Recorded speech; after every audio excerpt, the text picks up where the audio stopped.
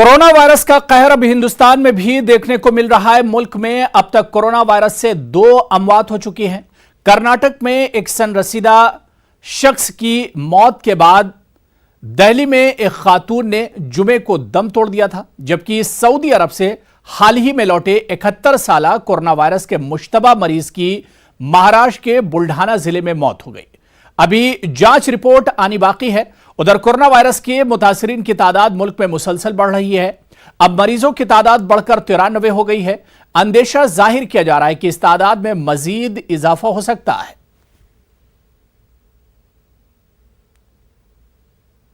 बड़ी बात यह कि इंडिया में अभी तक कम्युनिटी स्प्रेड नहीं है।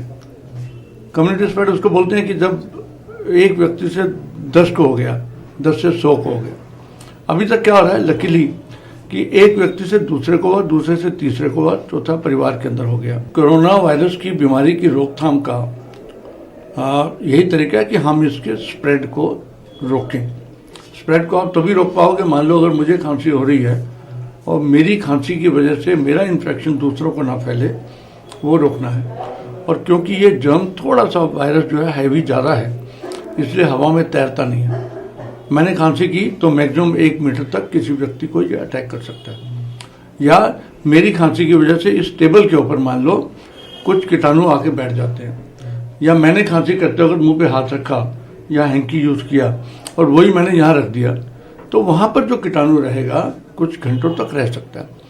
और उसी सरफेस के ऊपर दूसरा कोई व्यक्ति आके हाथ लगाएगा और वो आगे घर जाके अपने मुंह पे या हाथ पे आंखों पे लगाएगा हाथ को, तो ये जर्म्स जो है उसमें ट्रांसमिट हो रहे हैं। तो इसकी रोकथाम के लिए 2 ही तरीके हैं। एक तो जो लोग बीमार हैं, जिनको खांसी है, या हेल्थ केयर वर्कर्स हैं, मेरे ऐसे लोग हैं, उनको मास्क डालना जरूरी है। या जिनको डाउट है कि वो विदेश से होकर आए हैं या विदेशी किसी के संपर्क में आए, वो मास्क डालें। भारत सरकार ने इसमें बहुत अच्छे कदम उठाए हैं, जैसे IPL मैचेस को पोस्टपोन करना, या बाकी जो इंडिया साउथ अफ्रीका सीरीज़ को कॉल ऑफ करना, इंटरनेशनल कॉन्फ्रेंसेस और बड़ी कॉन्फ्रेंसेस, इनफैक्ट कई स्टेट्स के अंदर तो बड़ी शादियों को भी कैंसिल किया गया या उनको छोटा करने को बोला गया है। ये बहुत बढ़िया कदम है और इसी की वजह से हो सकता है हम बीमारी को कंटेन कर पाएँ। जो चाइना ने अब किया है, चाइना ने बाद में किया, जहाँ जो इटली अब कर रही है, वो इंडिया ने पहले से कदम उठाए। और उससे सबसे बड़ी बात यह है कि ट्रैवल एडवाइजरी इशू करना, और उसके साथ साथ 100 से ज़्यादा जगह पर इस कीटाणु की जांच होना, यानी कि हर स्टेट के हर बड़े शहर के अंदर आज की तारीख में ये जांच हो रही है। ये बहुत बड़ा कदम है और मेडिकल कम्युनिटी मानती है कि हमारी सरकार जो है बधाई की पात्र हैं। अब बीमारी कितनी फैलेगी वो तो कोई नहीं कह सकता, लेकिन इस बात में बधाई की पात्र हैं कि उन्होंने जो जो कदम उठाए हैं, हम बीमारी को एक सीमा तक अभी तक रोक पाने में कुशल हुए हैं। तो पूरी दुनिया की तरह हिंदुस्तान में भी कोरोना का खौफ और डर है। अभी तक 90 से ज्यादा मुतासरीन हैं जो एक तरह से निगहदाश्त में रखे गए, जिनका इलाज चल रहा है। 2 लोग अब तक हलाक हो चुके हैं और एक डर और खौफ इस वायरस को लेकर फैला हुआ है पूरे मुल्क में। कई रियासतों ने हाई अलर्ट जारी कर दिया है, लॉकडाउन कर दिया है। कई रियासतों में सिनेमा घर और इसके अलावा स्कूल, कॉलेजेस और दफातर बंद कर दिए गए हैं। सीधे दिल्ली का रुख करेंगे। हमारे नुमाइंदे विनीत इस वक्त हमारे साथ खासतौर पर दिल्ली से जुड़े हुए हैं। विनीत, दिल्ली से क्या कुछ खबर है, क्योंकि रोज बरोज हम देख रहे हैं कि कोरोना को जो डर और जो खतरा है वो रोज बरोज बढ़ता जा रहा है। जी निश्चित तौर पर अबू मैं आपको बताना चाहूंगा कि जिस तरह से सरकार ने प्रोएक्टिव मेजर्स लिए हैं दिल्ली में, खास तौर पर मैं आपको बताना चाहूंगा कि केंद्र सरकार के साथ साथ राज्य सरकार ने भी कई कदम उठाए हैं। सारे स्कूलों को जो है वो बंद कर दिया है 31 तारीख को। इसके साथ ही साथ जो सिनेमा हॉल्स हैं उसे बंद कर दिया गया है, लोगों को एडवाइजरी जारी की गई है। इसके साथ ही साथ मैं आपको बताना चाहूंगा कि केंद्र सरकार ने एक बड़ा फैसला लिया है, जिसे करतारपुर साहिब कॉरिडोर जो है उसे बंद कर दिया है। आज 16 मार्च से ही उसे बंद कर दिया दिया है। अब जो है श्रद्धालु कुछ दिनों तक करतारपुर साहिब नहीं आ जा सकेंगे।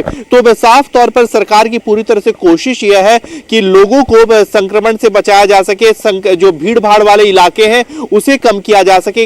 ट्रैवल एडवाइजरी जारी की गई है। साथ ही साथ मैं आपको बताना चाहूंगा कि सरकार ने जहां भी भारतीय फंसे हैं ईरान से जो आज लगभग 100 से अधिक जो भारतीय फंसे हुए थे उन्हें सरकार ने इवैक्यूएट किया है, उन्हें भारत वापसी की का काम किया है। तो साफ तौर पर सरकार जो है वो एक जो प्रोएक्टिव जो मेजर ले रही है, जिसके तरफ हेल्थ एडवाइजरी जारी कर रही है, लगातार लोगों को क्लीनलीनेस स्वच्छता की बात कर रही है, डरने की। साथ ही साथ मैं आपको बताना चाहूंगा कि इसको लेकर के लोगों को डरने की जरूरत नहीं है, इसकी भी बात कर रही है। और साथ ही साथ जो पूरे विश्व में जो भारतीय फंसे हुए हैं, पहले जो चीन में लोग फंसे हुए थे, चीन के वुहान से लोगों को रेस्क्यू करवाया, ईरान से भी लोगों को रेस्क्यू करवाया जा रहा है। तो सरकार जो है वो विभिन्न स्तरों पर काम कर रही है जिससे कोरोना का जो खतरा है वो भारत में कम बन सके और जो भारतवंशी है उस पर कोरोना का कहर जो है वो कम हो सके। जी बिल्कुल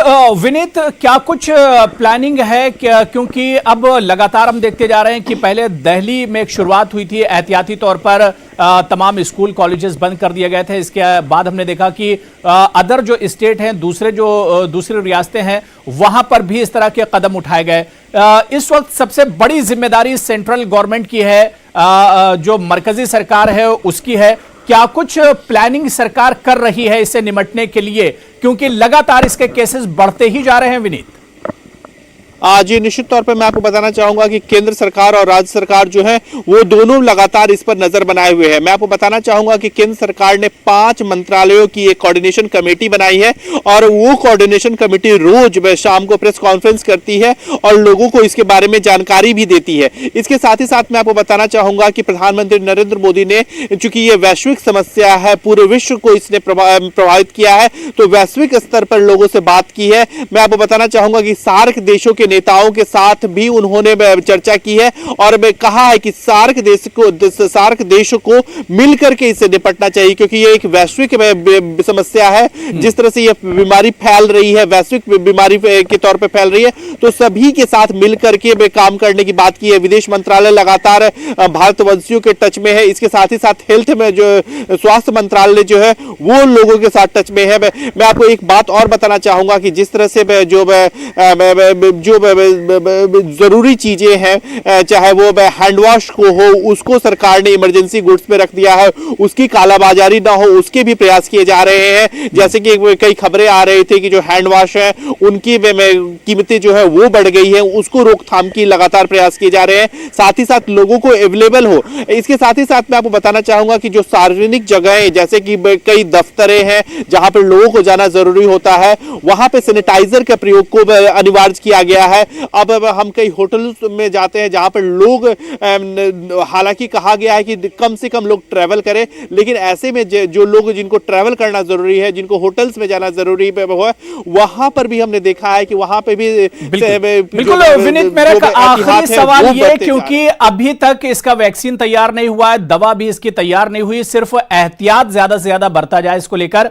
अब सवाल ये उठ रहा है कि हमारी गवर्नमेंट फ्यूचर को लेकर किस तरह से तैयार है। कोरोना का असर तमाम सेक्टर पर देखा जा रहा है और इसके अलावा अगर हम बात करें तो हमारी जो इकोनॉमी है उस पर भी बड़ा असर पड़ रहा है। तमाम मार्केट और जो शॉपिंग मॉल्स हैं, इसके अलावा स्कूल, कॉलेज, जिम और इस तरह से जो टूरिज्म की बात करें, हर चीज पर एक तरह से इसका असर पड़ा है। फ्यूचर को लेकर क्या कुछ प्लानिंग की जा रही है गवर्नमेंट की? पर मैं आपको बताना चाहूंगा कि अभी जो है गवर्नमेंट की अभी जो नजर है वो अभी में सबसे बड़ी नजर है कि आखिरकार कैसे लोगों के स्वास्थ्य को बचाया जाए, कैसे लोगों को स्वस्थ रखा जाए। प्रिवेंटिव मेजर्स जो है वो लेने की सलाह सरकार दे रही है। इसके साथ ही साथ अगर हम बात करें तो इकोनॉमी पर भी इसका काफी खासा असर जो है वो हमें देखने को मिला है। हमने देखा कि कैसे पेट्रोल की कीमतों में गिरावट आई है, कैसे जो रेस्टोरेंट हैं वो लगभग खाली में हो गए हैं, होटल्स पे खाली है, एयरपोर्ट जहां पर कई लोग भीड़ में होते थे, बड़ी लंबी कतारें लगा करती थी, वहां पर कतारें छोटी हो गई हैं। रेलवे स्टेशन का भी यही हाल है। इसके साथ ही साथ जो इससे जुड़े हुए सेक्टर्स हैं उनका भी जो हाल है वो बुरा है। तो सरकार की ओर से हालांकि अभी इन सेक्टर्स पर बहुत ज्यादा ध्यान नहीं दिया जा रहा है, क्योंकि सरकार का जो फोकस है वो फोकस है कि लोगों के स्वास्थ्य को कैसे ठीक किया जाए। लेकिन जहां तक कि हम विभिन्न सेक्टरों के बारे में बात करें तो जैसे एविएशन पर बहुत ज्यादा इसका असर पड़ा है, तो एविएशन पे भी प्लान किया जा रहा है। हालांकि जो एयरपोर्ट अथॉरिटी है उसने, चूंकि उनके खर्चे बढ़ गए हैं पूरे एरिया को सैनिटाइज करना, इस तरह के मेजर्स अपनाने, तो वो मांग कर रही है कि उसे कुछ सरकार जो है वो ग्रांट दे। यानी एक तरह से सरकार ने ठान लिया है कि कोरोना को हराना है और इसके लिए सरकार ने एक तरह से कमर भी कस ली है। बहुत बहुत शुक्रिया विनीत हमारे साथ जुड़ने के लिए और इस खबर पर अपडेट करने के लिए। लेकिन बार बार न्यूज़ 18 उर्दू भी यही अपील कर रहा है कि अगर कोरोना से लड़ना है, कोरोना को शिकस्त देना है, तो इसके लिए शर्त है एहतियात, एहतियात और एहतियात। जितनी आप एहतियात बरतेंगे उतना ज्यादा इस कोरोना वायरस से बचा जा सकता है। उधर ईरान से 234 हिंदुस्तानियों को आज हिंदुस्तान वापस लाया गया है, जिनमें 131 तलबा और 103 जायरीन शामिल हैं। वजीर खारजा एस जयशंकर ने ट्वीट करके जानकारी दी है। उन्होंने ईरानी इंतजामिया का इस ताल्लुक से शुक्रिया भी अदा किया। उधर ईरान ने कोरोना वायरस के सिलसिले में हिंदुस्तान से मदद तलब की है और सदर हसन रूहानी ने वजीर आजम नरेंद्र मोदी को बाकायदा खत भी लिखा है। कोरोना वायरस के ताल्लुक से आज सार्क ममालिक के दरमियान वीडियो कॉन्फ्रेंसिंग होगी। पीएम मोदी हिंदुस्तान की जानिब से शिरकत करेंगे। वजारत खारजा ये जानकारी उसने दी है। यह वीडियो कॉन्फ्रेंसिंग शाम 5 बजे शुरू होगी। इस वीडियो कॉन्फ्रेंसिंग में पाकिस्तान ने भी शामिल होने की रजामंदी जाहिर की है। आपको बता दें कि जुमे को वज़ीर आज़म नरेंद्र मोदी ने ट्वीट करके सार्क ममालिक को कोरोना वायरस के खिलाफ मुत्तहिद होने की दावत दी थी। कोरोना वायरस के खिलाफ वज़ीर आज़म मोदी ने मिलकर काम करने की दावत दी थी। सार्क ममालिक ने पीएम मोदी के इस तजवीज़ का खैर मकदम किया था और मोदी का शुक्रिया अदा किया था। नेपाल, भूटान, श्रीलंका, मालदीव ने वज़ीर आज़म मोदी की तजवीज़ पर रद्द-ए-अमल का इजहार करते हुए कहा था कि यह एक बेहतरीन पहल है। पाकिस्तान की जानिब से भी इस तजवीज़ पर मुस्बत रद्द-ए-अमल आया था।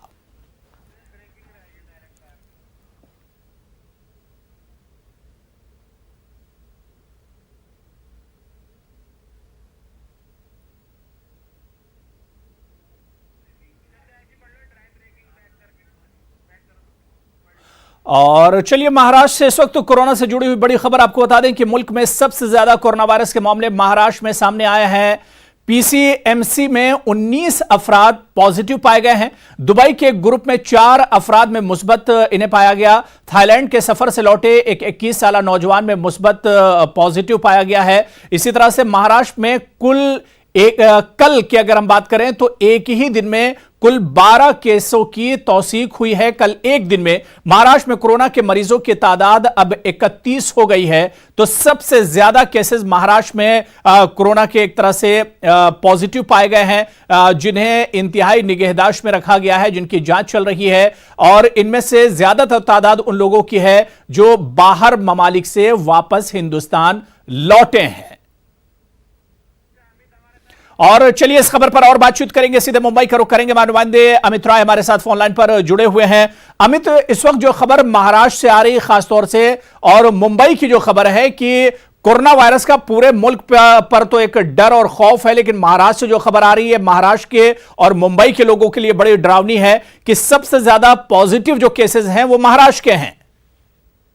बहुत बड़ी चिंता की बात यह है कि महाराष्ट्र में 31 मामले सामने आए हैं। हमने देखा कि देर रात जो है 5 मामले जो हैं पुणे में सामने आए हैं, जिसमें 4 जो लोग हैं वो दुबई का एक ग्रुप आया था जो शुरुआती दौर में पुणे में जब पहला केस आया था वो दुबई से रिटर्न आए थे। उन्हीं के संपर्क में ये 4 लोग थे जो 4 अभी पॉजिटिव पाए गए हैं, और जो 5वां है वो ट्रेवल किया था, थाईलैंड से लौटा था, उसमें जो है ये पॉजिटिव जो है पाए गए, यानी 3 महिलाएं और 2 पुरुष पाए गए हैं। कुल मिला के आंकड़ा जो है वो 31 का हो चुका है।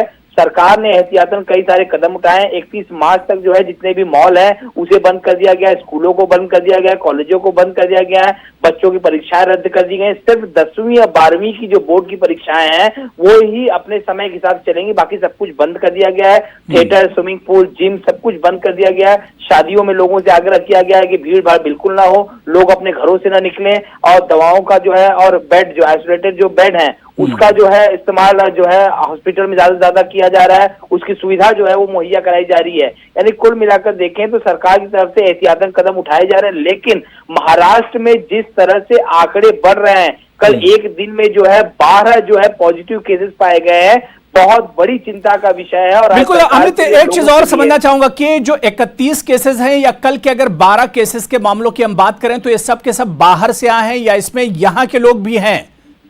देखिए, ये इसमें से अधिकतर लोग बाहर से आए हुए हैं और उसमें हमें जो जानकारी मिलेगी 31 में से कुछ 6 या 7 जो लोग हैं वो इनके संपर्क में थे, यानी कुछ उनके घर के लोग थे, एक जो है उनके ड्राइवर था उनका, तो ऐसे कुछ 6-7 लोगों को छोड़ दिया जाए तो ये सारे लोग जो है बाहर से ही आए हुए हैं। मैं अपने दर्शकों को बता देना चाहूंगा जो अभी के आंकड़े हैं, पुणे में 10, पिंपरी चिंचवड में 5, मुंबई में 5, नागपुर में 4, ठाणे में 1, नवी मुंबई में 1, पनवेल में 1, अहमदनगर में 1, यवतमाल में 2 और कल्याण में 1, यानी कुल मिलाकर 31 जो है पॉजिटिव मामले सामने आए हैं। बिल्कुल अमित, एक शायद अब अपडेट हो और एक खबर इस तरह की भी आ रही थी, अब पता नहीं वो उसमें रियलिटी कितनी है या अफवाह है, कि नागपुर में एक शख्स जो पॉजिटिव पाया गया था, सऊदी से रिटर्न था, उसकी डेथ हुई है कोरोना के चलते। क्या इस खबर की अब तक कोई जानकारी मिल पाई? देखिए, अभी जो है इस मामले की पुष्टि ना ही राज्य सरकार ने की है, ना ही स्वास्थ्य मंत्रालय की तरफ से जो है कोई जानकारी निकल सामने आ रही है। हालांकि बातें निकल सामने जरूर आ रही है, लेकिन इसकी पुष्टि जो है वो अभी तक नहीं हो पाई। अभी तक सिर्फ 31 पॉजिटिव केसेस की ही पुष्टि हो पाई है और 31 में से जो 5 है पूरे पिंपरी चिंचवड में जो देर रात जो पॉजिटिव पाए गए हैं, सिर्फ इसकी पुष्टि हुई पे है। मृत्यु की पुष्टि जो अभी तक राज्य सरकार की तरफ से नहीं की गई है। बिल्कुल, बहुत बहुत शुक्रिया अमित हमारे साथ जुड़ने के लिए। आप भी अपना ख्याल रखिए। तो महाराष्ट्र से बड़ी खबर है जहां पर सबसे ज्यादा कोरोना वायरस के मामले सामने आए हैं। कुल मिलाकर 31 लोग मुतासिर हैं इससे, जिन्हें इंतहाई निगहदाश्त में रखा गया, जिनका इलाज चल रहा है बड़े पैमाने पर। और अगर पूरे मुल्क की बात करें तो 2 लोग अब तक हलाक हुए हैं और इसके अलावा 90 से ज्यादा मुतासिर हैं। तो कोरोना वायरस ने पूरी दुनिया को खौफ में मुब्तला कर रखा है। दुनिया के तमाम ममालिक अपने अपने हिसाब से कोरोना से बचने के लिए एहतियाती तदाबीर इख्तियार कर रहे हैं। हिंदुस्तान की तमाम रियासतों में इससे बचने के लिए मुख्तलिफ तरीके अपनाए जा रहे हैं। स्कूल, कॉलेजेस, सिनेमा हॉल, चिड़ियाघर और दीगर अवामी भीड़ भाड़ वाले मकामात को बंद कर दिया गया है। गुज़िश्ता रोज तेलंगाना के वज़ीर आला के चंद्रशेखर राव ने प्रेस कॉन्फ्रेंस की और लोगों को घबराने और परेशान न होने का मशवरा दिया। तेलंगाना हुकूमत ने 500 करोड़ रुपए महकमा सेहत के लिए मुख्तस कर दिए हैं। 1300 बेड हंगामी सूरत हाल के लिए तैयार हैं। 31 मार्च तक के लिए सभी कॉलेजेस और यूनिवर्सिटीज बंद कर दी गई हैं। कोचिंग सेंटर्स, समर कैंप और चिड़ियाघर भी बंद हैं। एसएससी और इंटरमीडिएट के इम्तिहानात अपने मामूल के मुताबिक होंगे। शादी और मंगनी प्रोग्राम फिलहाल रोक देने की अपील की गई है। रियासत भर में तमाम सेमिनार, खेलकूद का इनेकाद और इसके अलावा समाजी प्रोग्राम मुअत्तल कर दिए गए हैं।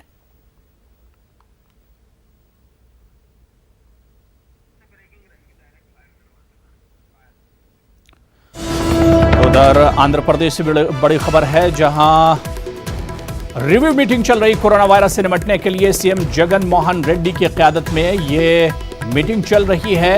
एहतियाती तदाबीर के सिलसिले में गौर खौज इस मीटिंग में किया जा रहा है, क्योंकि तेलंगाना हाई अलर्ट पर है। मुल्क की तमाम रियासतों को एक तरह से हाई अलर्ट पर रखा गया है और अब आंध्र प्रदेश में भी आज मीटिंग बुलाई गई है। इस मीटिंग में गौर खौज किया जा रहा है कि किस तरह से कोरोना वायरस से निपटा जाए।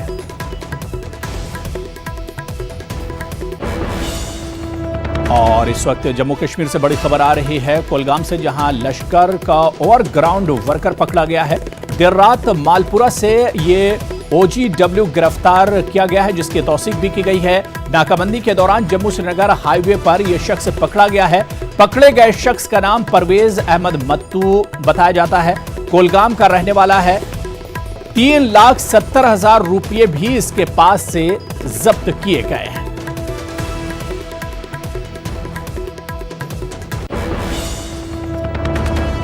चलिए भोपाल का रुख करेंगे। कल यानी 16 मार्च को मध्य प्रदेश में कमलनाथ हुकूमत का फ्लोर टेस्ट होगा। एमपी असेंबली में फ्लोर टेस्ट के हवाले से गवर्नर लालजी टंडन ने कमलनाथ को खत लिखा है, जिसके मुताबिक 16 मार्च यानी कल मध्य प्रदेश असेंबली में कमलनाथ हुकूमत को अपनी अक्सरियत साबित करनी होगी। क्या कुछ चल रहा है सियासी ड्रामा, सियासी नाटक, सीधे हम भोपाल का रुख करेंगे। हमारे नुमाइंदे मेहताब आलम हमारे साथ जुड़े हुए हैं। मेहताब, लगातार हम देख रहे हैं कि मध्य प्रदेश का जो सियासी नाटक है वो चल रहा है। अब कल फ्लोर टेस्ट होना है, उससे पहले आज क्या कुछ सियासी सरगर्मियां आप देख पा रहे हैं भोपाल में? बता दें कि सियासी घमासान के बीच जो है कोरोना और डरोना दोनों का मामला चल रहा है। एक तरफ जो है 11 बजे कमलनाथ कैबिनेट की मीटिंग है और दूसरी तरफ भारतीय जनता पार्टी हो या कांग्रेस, दोनों के मेंबरान असेंबली को आज भोपाल पहुंचना है, क्योंकि एक तरफ जो है कमलनाथ कैबिनेट की मीटिंग 11 बजे और 11 बजे ये बताया जा रहा है कि जो है जयपुर से एक स्पेशल फ्लाइट के जरिए मेंबरान असेंबली को, कांग्रेस की जो मेंबरान असेंबली उनको भोपाल लाया जाएगा और भोपाल के मैरियट होटल में उनको स्टे होगा। तमाम मेंबरान असेंबली पहले सीएम हाउस जाएंगे, उसके बाद यहाँ पर आकर रुकेंगे और शाम में 7 बजे कांग्रेस विधायक दल की मीटिंग है, उसमें अहम फैसले होंगे कि कल की स्ट्रेटेजी क्या होगी। और दूसरी अगर बात करें भारतीय जनता पार्टी की, तो भारतीय जनता पार्टी भी क्योंकि फ्लोर टेस्ट का मुतालबा कर चुकी है और उसके मुतालबे पर गवर्नर लालजी टंडन ने सीएम कमलनाथ को खत लिखकर कह दिया है कि कल गवर्नर के खिताब के बाद फौरन जो है फ्लोर टेस्ट करवाया जाए। अब गेट स्पीकर के हाथ में है कि कल जो अब तक की रवायत रही है, रवायत ये रहती है कि गवर्नर के खिताब के बाद जो है उसको जो है मुलतवी कर दिया जाता है। बिल्कुल मेहताब, लेकिन मध्य प्रदेश की सियासत से इशारा क्या कुछ मिल रहा है? जो पूरा ड्रामा चल रहा है वो तो कई दिनों से चल रहा है, लेकिन अब क्या कुछ इशारा मिल रहा है? कहा जा रहा था कि जो नाराज हुए थे 22 अरकान असेंबली, उसमें से कुछ को मना लिया गया, ये भी दावा कांग्रेस की तरफ से किया जा रहा था। क्या कुछ इशारा मिल रहा है अभी तक? देखिए, जहाँ तक आपने इशारा के बात किया, जो है 22 में से 6 लोगों के इस्तीफे कल मंजूर कर लिए गए हैं और बाकी अब देखिए पूरे उसको आपको इस तरह से समझना होगा कि मध्य प्रदेश में असेंबली की 230 सीटें हैं, जिसमें 2 मेंबरान असेंबली का इंतकाल हो गया, सीट बचती है 228। कल 6 जो है मेंबरान असेंबली के इस्तीफे कबूल कर लिए गए, अब उनकी तादाद 222 बचती है। इसमें से जिस पार्टी के पास अगर मौजूदा उसकी बात करें तो 112 मेंबर होंगे, उसकी अक्सरियत होगी। लेकिन अगर उसमें दूसरी तरफ जाते हैं तो जो कांग्रेस के 6 मेंबरों के इस्तीफे हो गए, अब बाकी जो बचते हैं उनकी तादाद को अगर अलग कर दिया जाए तो कोई ऐसी तो उसमें कुल 206 मेंबरान असेंबली बचते हैं, इसमें जिसके पास 104 होगी वो जो है उसके पास बहुमत होगा, अक्सरियत होगी। भारतीय जनता पार्टी के पास मेंबरान असेंबली यानी बहुत दिलचस्प है ये फ्लोर टेस्ट तो होना, लेकिन उससे पहले की जो सियासत है वो भोपाल में बहुत दिलचस्प और बड़ा इम्तिहान है कांग्रेस के लिए और बीजेपी के लिए। बहुत बहुत शुक्रिया मेहताब आलम, आप नजर बना रखिए, फिर दूसरे बुलेटिन में भी हम आपसे इस पर बात करेंगे। इस वक्त एक और बड़ी खबर आंध्र प्रदेश से आ रही है, जहां पर कोरोना से खतरात को लेकर मकामी इदारा-ए-जात के इंतखाबात मुलतवी कर दिए गए हैं। 6 हफ्तों के लिए इन इंतखाबात को मुलतवी किया गया है। तो आंध्र प्रदेश से एक और बड़ी खबर, कोरोना वायरस का ये लगातार कहर है मुल्क में और खासतौर से आंध्र प्रदेश की बात करें तो यहां पर मकामी इदारा-ए-जात के इंतखाबात मुलतवी कर दिए गए हैं। 6 हफ्तों के लिए इन इंतखाबात को मुलतवी किया गया है।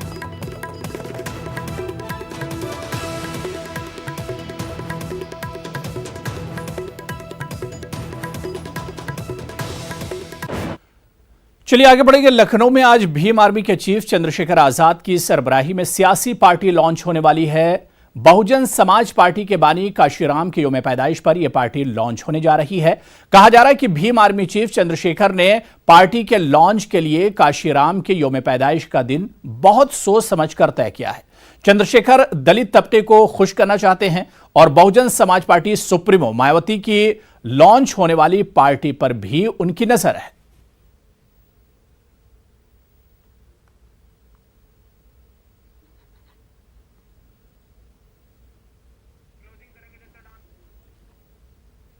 तो चलिए इस बुलेटिन में अभी फिलहाल इतना ही। आदाब।